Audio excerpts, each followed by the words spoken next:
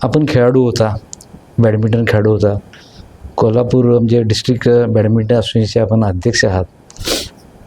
जे कोल्हापूरच्या क्रीडा विकासाच्या दृष्टीनं काय करावंसं वाटतं सर तुमचं? भरपूर करायचं आहे. हा काय? एक माझ्या दृष्टीने माझ्या आयुष्यातला एक फार मोठा एक काय ड्रीम प्रोजेक्ट म्हणून. प्रोजेक्ट म्हणा माझा. हा. बाकी सगळं करू शकलो जे आपल्या तिथे ह्याच्यातून मी करू शकलो. अजून करायचं राहिलेलं नाही, ते करायला पाहिजे. करायला पाहिजे.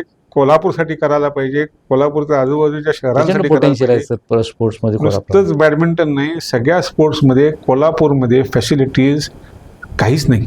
बाळ पाटणकर तुम्हाला माहिती आहे, माहिती आहे. त्यांनी एक चांगला उपक्रम घेतलेला आहे की सगळ्या असोसिएशन एकत्र करून एक अपेक्स बॉडी बनवलेली आहे, क्रीडा प्रतिष्ठान म्हणून. आणि ह्यामध्ये जेवढे सगळे खेळ आहेत ऑलिम्पिक्सचे आणि ह्याच्यामध्ये रेकग्नाइज असलेले आणि नॉन ऑलिम्पिक्स मधले सुद्धा आहेत, पण ऑलिम्पिक्स मध्ये असलेले सगळे खेळ जे इथं कोल्हापूरात अस्तित्वात आहेत असोसिएशन्स, ज्यांना मान्यता मिळाली असे असोसिएशन्स, ह्यांची एक अपेक्स बॉडी आम्ही क्रीडा प्रतिष्ठान म्हणून केलेली आहे. आणि ह्यातून आम्ही आता लोकल कलेक्टर, डिस्ट्रिक्ट ॲडमिनिस्ट्रेशन, पालकमंत्री, नंतर क्रीडा मंत्री ह्यांच्याबरोबर संपर्क करून कोल्हापूरला 2 मोठे म्हणजे गव्हर्नमेंटचेच हे आहेत प्रोग्राम्स आहेत. एक म्हणजे जिल्हा क्रीडा संकुल उभा करायचं, त्याच्याकरता त्यांनी फंड्स अलोकेट केलेले आहेत.